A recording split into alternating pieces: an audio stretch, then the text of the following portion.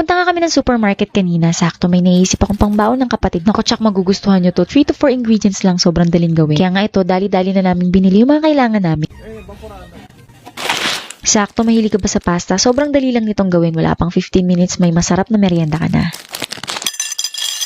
375 grams itong nabili ko. 250 grams lang ang gagamitin ko. Pwede namang ipansahog sa iba pa yung matitira. Cute. Ito yung binili kong pasta dahil wala lang, trip ko lang. Ang cute kasi nila. Pero kaya ang bahala ko ano gusto nyo gamitin. Pwedeng macaroni, penne, rigatoni, at marami pang iba.